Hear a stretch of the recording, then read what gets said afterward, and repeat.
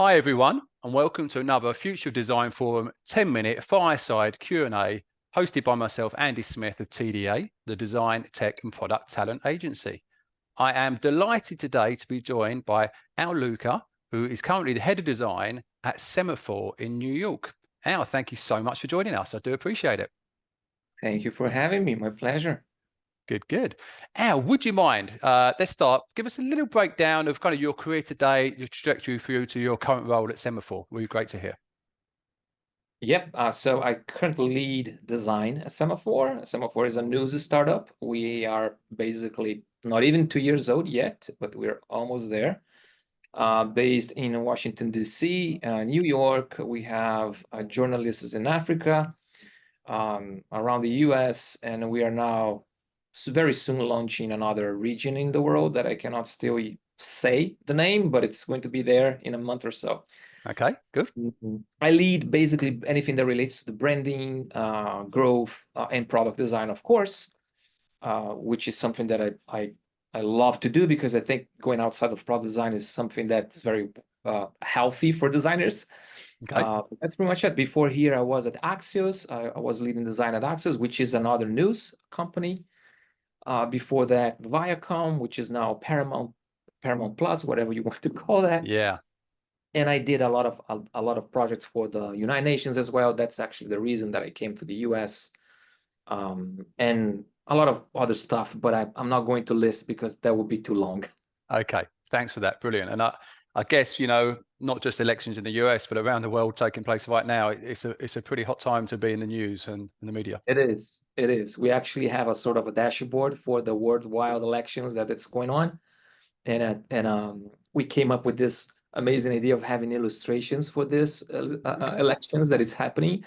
And I just realized how many elections are happening in the world Right. this year. It's just amazing because it's a lot of work. Good, good. Well, good luck with that. And you just mentioned about, you know, loving product design, but what do you love most then about being a design leader? I like a lot to see junior people strive. This is something that I really enjoy seeing, like putting junior people in the middle of a design team and making them understand the nuances of design and how can they navigate whatever they think is the most appropriate for them. That could be again branding, that could be something related to marketing, that could be something related to product design, and seeing them finding their way, it's pretty appealing to me as a leader. Right. I think it's one of the things that I like to do, and I've been doing this for the past, I don't know, 5-6 years, is give back by creating content. I started with a podcast years ago. I don't do that anymore, but it was fun. I have a newsletter that I write sometimes. I have a couple of videos online that people can access and see what was, like, for example, what was for me being part of the design team, building this project or building that product. Yeah. I have a document that people can download to Career Ladder and to understand how to, you know, level up careers. So I try to give something to the community. That's great. And I try to do that in Portuguese, which is one of the language that I speak, because I think that in English you can find everything. I mean, everything's available in English. Yeah, yeah. I try to do that in different languages, but yeah, I like to do that as a Good. leader. Well, thanks for joining me today and helping with that community and content. Do appreciate it. And in terms of your career today, is there any kind of standout things that you're most proud of? I think I'm pretty happy in the way I navigated my career. I mean, I'm not retiring yet, but I've been everywhere. You know, I worked for small family-owned companies. I worked for design studios. I worked for NGOs. I worked for big corps. Like, I'm working for startups now. So I had my own studio. I did freelance. So being able to look back and tell myself, hey, I did that. I know how is that. You know, it's pretty fulfilling as a career. And I think the the only box that I didn't check is big tech. I never Yeah. worked for big tech. Okay. I still don't know if that's a positive or negative, but you know, that's probably the only box that it's still open. Yeah. Okay. Um, You yeah. mentioned United Nations as well before. United Nations, yeah, exactly, yeah, and then yeah, it's a long story of how I end up there, Yeah. but it was I spent a lot of years, like 8, 9 years, working with them, with different agencies, because United Nations is very complex as a structure. I'm sure. Yeah. United Nations is basically the umbrella, and then underneath you have all sort of agencies like uh, yeah, UNFPA, you know, UNICEF, you name it, UN Yeah. Yeah. Women, the UN Refugees, a lot of different agencies. Right. And when you get into that sort of under that umbrella, you can connect with these agencies, and then I mean, Right. you create a networking effect, and that what made me do a lot of projects for them. Good for you. That must be very interesting. And you know, during your career today, hindsight's a great thing. Can you give some tips for aspiring design leaders?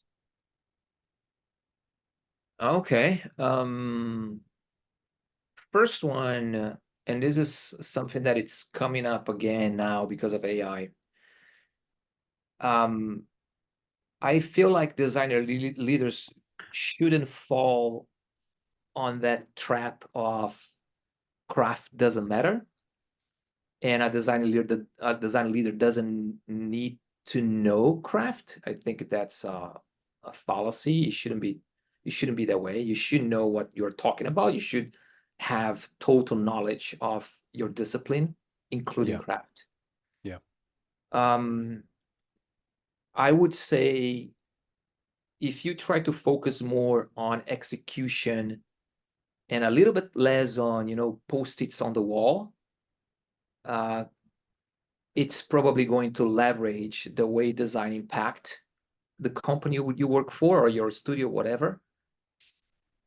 And one thing that I kind of discovered late in my career, but I'm glad that I'm doing that right now, is embracing design as a whole, and not just, you know, again, going back to what I said, focus only on product. Yeah. I think the beauty of design is actually going in all directions. It's talking about branding, it's talking about growing marketing, it's talking about product design, how you connect all those things together and make them happen. Yeah. How you know, how you leverage different teams, how you work with different teams, and how you are this sort of bridge in between them. That is also something that I would be doing more if I would go back in my career, like 10 years in my career.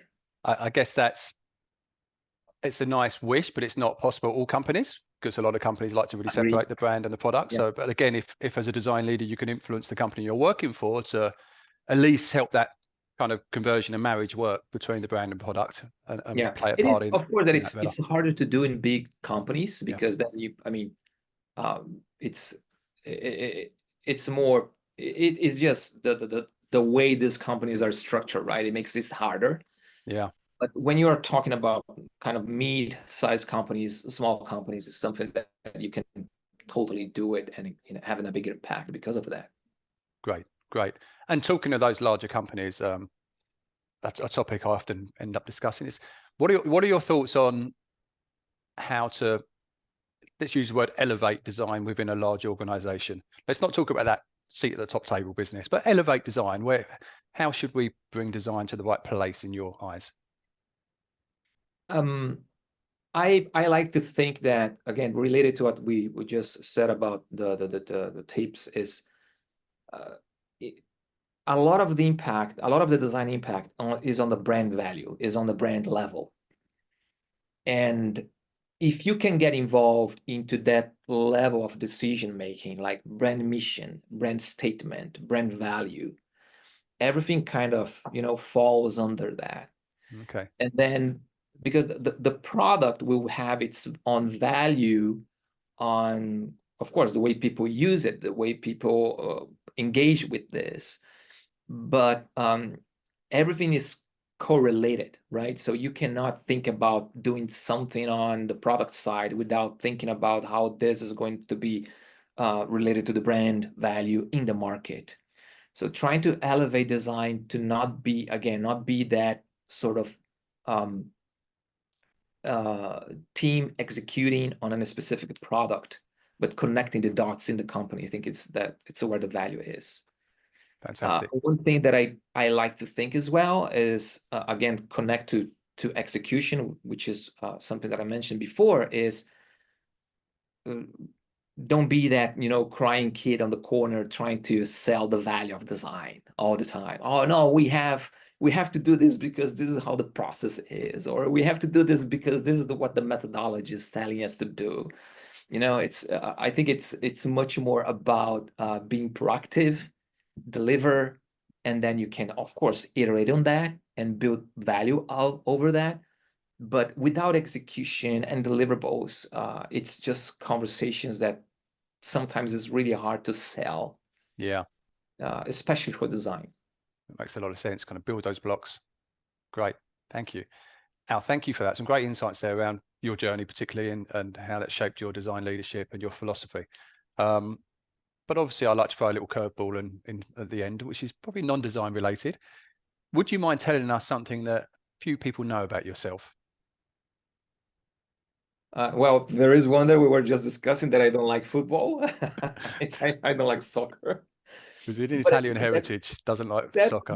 yeah, among the people that I know, it's very known. One thing that very few people know that this may change is I am a shodan in Aikido. I do Aikido as a martial art. Oh wow. Okay. Yeah, I'm about to do my test for shodan, which is something that I'm very, very excited for. Shodan is the black belt of Aikido, basically. And Oh really? that's something that I'm really excited for. Good for Yeah. you. And how long have you been doing that for? 8 years now. 8 years. Okay. I should think there's some design in that craft, isn't there, as well? Yeah, there is a lot of, I think it does. These things are my therapy in a way. Yeah. I like classic cars. I like Aikido. I think I try to think of ways of having my hands touching something physical and using my body Yeah, that yeah. is way beyond just being sitting in front of the computer. And this is the way I do my therapy. Good for you. I love that. That's super interesting. Well, Al, thank you for that. It's really enjoyable 10 minutes. We appreciate your time. We appreciate your knowledge and your input. And look forward to seeing you on future TDA design My leadership events. pleasure. This was fun. I love it. Thank you so much. Cool. Thanks, Al. See you Bye. soon.